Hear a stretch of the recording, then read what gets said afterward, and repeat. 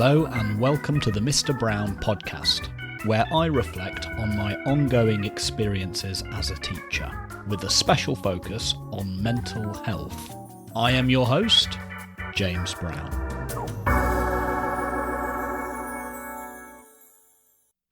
Salutations. I have 3 things to discuss today, all of which relate to my Year 11 class, a top set and a lovely class. The first thing I would like to talk about is sharing rationales. As teachers, we are often encouraged to share rationales with our students, to explain to them why we are trying to teach them what it is we're trying to teach them. Why is it worth learning? I teach maths, so often I'll try to show how a particular concept or idea is interesting in itself. That's usually my first port of call. Sometimes students will demand something a little more pragmatic, in which case I might try to relate the concept or the idea to a particular career. That sometimes placates some students. And failing all else, you can say, well, we need to learn this because it's going to be on the GCSE exam. And given the way things are, getting a good grade at GCSE will keep a lot of doors open for you. So we need to learn this topic now because it could make the difference between grades on your GCSE. So we need to learn it to make sure that we're maximising the chance that all of those doors are going to stay open for us.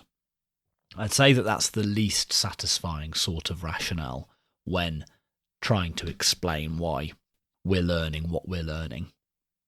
The best one, I think, was the first one I mentioned. If you can show that a particular topic is interesting in and of itself, then that's the best way to go. But it's difficult to do that with every topic and for every lesson. So you do need a few things that you can appeal to when trying to share rationales. So those would all be rationales for why we're learning the topic that we're learning. However, with my top set Year 11s, I found myself sharing a different sort of rationale with them recently, and that's what I wanted to share with you today. So in addition to trying to explain why we're learning that day's topic, I've also found myself explaining more and more often why we're learning in the way that we're learning.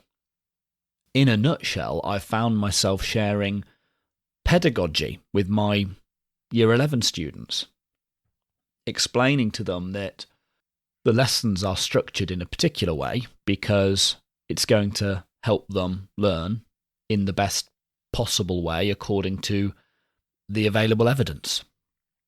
Now, I have done this with other classes as well, so often when I ask for silence, I'll follow that up with, the reason I ask for silence isn't because I'm mean, it's not because I'm inherently opposed to conversation, but it's because that the research has shown that studying in silence is the best way to learn, and that's true. There was an interesting study where they got people to try to learn something. One group tried to learn it in noisy conditions, another group tried to learn it with music on, another group tried to learn it with white noise in the background, so kind of something like the sound of a fan, and then the final group tried to learn whatever it was in complete silence. And the silence group beat the rest of the groups. The white noise group was a close second, but then the other 2 groups, the group with music and the group with just general noise, did perform poorly relative to the first 2 groups. Now, I'm not going to be very academically rigorous here because I heard about that study on Radio 4, but I never went and looked up the source, so I can't provide a source, I'm afraid. If I do come across it, I'll provide it on in a future episode or on social media or something. So apologies for my lack of academic rigour there, but if I do come across it, I will share it. So that's one rationale that I sometimes share with with my students when it comes to pedagogy. So that's distinct from the sort of rationale that you share when you're trying to motivate them to learn a particular topic. That rationale regarding silence is to do with how they're learning. It's to do with pedagogy. Now, with my Year 11 class, some of them, especially the higher end, have been a little frustrated in some lessons because they feel that we're revisiting and spending time with topics that are a bit easy. And so they might have got a bit bored with seeing these topics. And so I shared with them some pedagogical ideas regarding overlearning. So each time I ask my Year 11 students, my top set, to do a topic that they might think on the face of it is below them, I explain that the reason we're doing this, again, is so that we can completely automate it, so that by the time we are doing our GCSE exam, which will be in quite stressful circumstances, at least relative to the sort of stress level that students will typically experience in the classroom on a given day. So by the time we come to do that GCSE exam, we want to have fully automated these easier topics. We don't want them to take up any brain juice whatsoever. We want to save all of our brain juice for the final few questions on the paper, which will require some serious thought.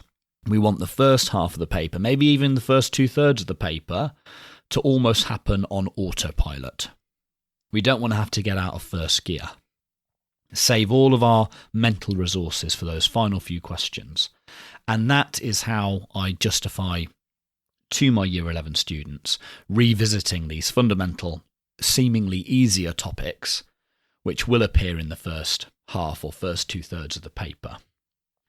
And those students who had been perhaps a little frustrated when doing what they thought were easier questions, or questions that were too easy, I could see them kind of nodding along a little bit. They were like, okay, that makes sense. I can get on board with this now. So that's another example of me sharing a different sort of rationale with my students. A rationale that isn't about the topic per se, but rather the way in which I'm teaching it, a pedagogical rationale. And I've found this has been working really well. And it's not something that's often discussed when talking about sharing rationales with students. And that's a very common conversation in teacher education. Teachers are always talking about sharing rationales, and rightly so. If you share your rationale with a student, then it's more likely, studies have shown that by sharing rationales, that can increase a student's sense of competence, which can increase their autonomy and motivation, all of which are good things. But rarely do teachers talk about sharing pedagogical rationales with students. And so I'd recommend it. I'd recommend trying it. Share with your students why you make the teaching decisions that you make, so that they can get on board. And also, it can help clarify your own thinking on your own pedagogy. Because if you've got in the back of your mind that you might like to share your pedagogical rationales with your students, it encourages you to ask, okay, so what are my pedagogical rationales? Why am I making the teaching decisions that I'm making? So I found that it can be very useful. And if you do that, this is kind of a slightly bigger picture view now. I think if you start sharing pedagogical rationales with students, it kind of breaks down, or it brings teacher education into closer connection with the students themselves. Because otherwise it's often teacher education, teacher, student. And there's a couple of degrees of separation there, but it would be good to collapse that distance a little bit and bring the students into closer connection with pedagogy and teacher education. That's what I think anyway. That's the first thing I wanted to discuss today. So share your pedagogical rationales. That's my piece of advice today. See what happens and let me know. Two more things to discuss in relation to my Year 11 class. First, though, my usual Patreon plea. This episode took a couple of hours to produce, and that's about average, and I aim to produce a couple of episodes a month. If you think that work is worth at least the price of a coffee, so £2 or £3 once a month, then please consider signing up on my Patreon page. And if you do that, you'll be helping me cover the cost of producing the podcast. It doesn't cost a lot, but any contribution is greatly appreciated. You'll also gain exclusive early access to videos of my recording sessions. So if you'd like to see me fumbling around trying to figure out what I want to say in these podcast episodes on a video, then please sign up and you'll be able to see that. As always, there'll be a link in the show notes. Thank you ever so much. Okay, the second thing. Two quick things now. Two fairly quick things. It's not going to be a long one today. I feel I've said the main thing I wanted to say in that first point. But these next two things. First, I found myself feeling very nervous last week whilst teaching. This doesn't happen very often. In fact, I'd say it's the most nervous, bizarrely, I've ever felt whilst teaching. So what happened? Again, I was teaching my Year 11 class. We were going through a past paper, and in walks the old head of maths. So a bit of background. When I first started at my school as a trainee, the then head of maths was one of the people who was largely responsible for training me to become a teacher. I owe a lot to them. And I know that they do sometimes listen to the podcast. So thank you again for teaching me how to be a teacher. Last year, so at the end of last academic year, she decided that she wanted to go off travelling for a while. Good on her. And she returned recently and has been back at my school 2 days a week, kind of in an advisory / consultant capacity, helping out with exam groups, and she's doing similar work in other schools.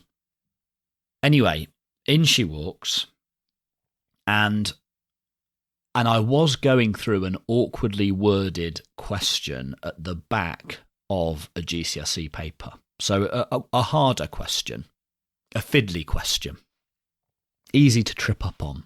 But anyway, in she walks, and I immediately felt nervous, which surprised me.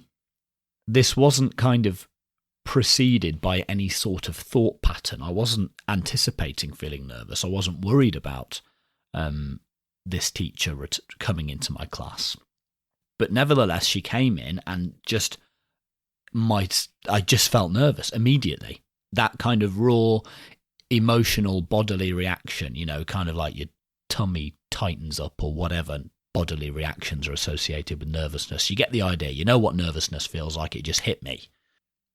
I was trying to do this question. Had all of my tops at Year 11 staring at me, eagerly awaiting the answer. And I had this emotional reaction.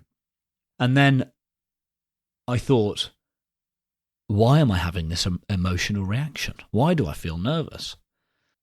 This teacher who taught me how to be a teacher has never given me any reason whatsoever to ever feel nervous. She's lovely. And yet here I am, feeling nervous. And so I'm stood there in the classroom trying to go through this tricky question, feeling nervous, and at the same time trying to figure out why I'm feeling nervous. All of this is swimming around in my head, none of which is helping me actually answer the tricky question on the board. And it was all rather quite bizarre. And I did make a bit of a mess of the question, and I did bring the teacher in. So clearly I was worried about this teacher seeing me make a mess of this question. So before I made it too messy, I turned to her and I said, "What would you do on this one, miss?" And she got involved and helped us make sense of it. So I'm grateful for that as well. But yeah, it was a funny old reaction because she observed me lots of times in my training year. Not once did I feel nervous when she was observing me in my training year. So what's changed? And the only answer I can come up with is that in my training year, I expected myself to be a bit rubbish because I was a trainee and teaching is really hard. And, I probably was a bit rubbish and I didn't have any great expectations placed on me, I don't think, at that early stage. I had developmentally appropriate expectations placed upon me, but nothing wild. So it was kind of fairly comfortable. I just muddled through, did my best, always gave it 100% effort, and I felt that would be enough. However, having her walk into my classroom now, kind of three or three and a half or so years later, I guess I expect a lot more of myself.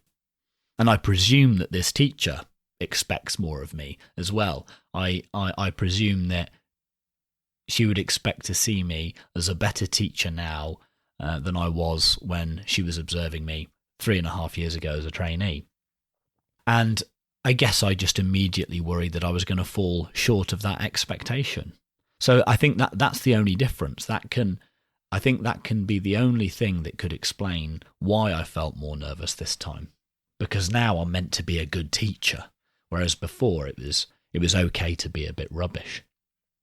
But anyway, she left shortly afterwards, and I said to my Year 11 class, I like to be quite open with them. I said, I felt so nervous then when that teacher came into the room. And they said, we could tell. It was so obvious. Several of the girls were like, yeah, you started speaking differently. It was so obvious. So we had a bit of a laugh about that anyway. And later in the lesson, she returned, and I didn't feel nervous at all. I'd clearly gotten it out of my system. But it was a funny reaction. So is there a point to this story? I don't know.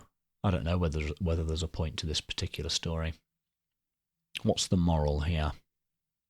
The moral of the story is that whether we feel nervous as a teacher might be largely due to the expectations that we place on ourselves.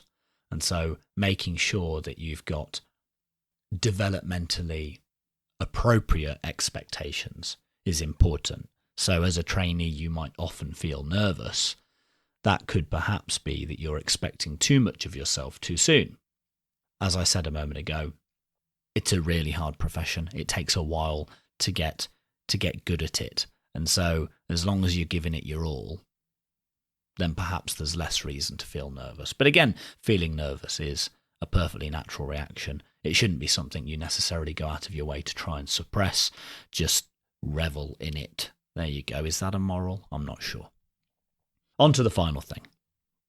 A girl in that Year 11 class recently told me about my characteristic emotes. This is how she described them. She said I had 3 characteristic emotes or poses that I do in the classroom, which I was very entertained to hear, so I thought I'd share them with you. She said the first one was a deep lunge, which I do, and I've noticed that I do this one. This is when I'm trying to write at the bottom of the whiteboard. I don't like, having to bend over. Instead, I do a deep lunge so that I can kind of keep my upper body in the same sort of position that it would be in if I was writing higher up the board. I just lower myself down using a deep lunge, which she'd noticed and relayed to me. So the deep lunge is one of my characteristic emotes. Another one, the second one, is a pivot at the hip. Apparently, when I'm doing my circulation and I'm looking at students' work, I pivot at the hip and almost create a 90-degree angle whilst peering over their work.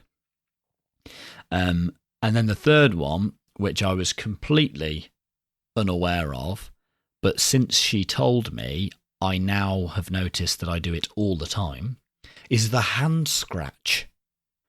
I often will stand with my hands in front of me. People on the Patreon will be able to see. I'll often stand with my hands in front of me and I'll scratch the back of one of my hands. So I'll almost put my left fist kind of on my chest and my right hand will come across and scratch the back of that hand. And I do it all the time. Now that she's mentioned this, I've noticed that I do it all the time. Never noticed it before. But I've got a class of very observant students there who are noticing all of these things. which is, I don't know how to take that. I mean, at least they're paying attention in lessons. I'm not sure whether they're always paying attention to what I want them to be paying attention to. But still, at least they're switched on and they're remembering things. I'm not sure whether my emotes will come up on their GCSE exam. That remains to be seen. There you go. Thank you for listening today. And we will talk again in a couple of weeks' time. Until then, I hope you have a lovely couple of weeks. And bye for now. If you enjoyed this episode, please spread the word in person and on social media. You can follow me on Twitter at Mr. BrownPod or email mrbrownpod@gmail.com. Please subscribe, rate and review in your directory of choice. Please also consider becoming a patron at patreon.com/Mr. BrownPod and helping me cover the cost of producing the podcast. Thank you and talk again soon.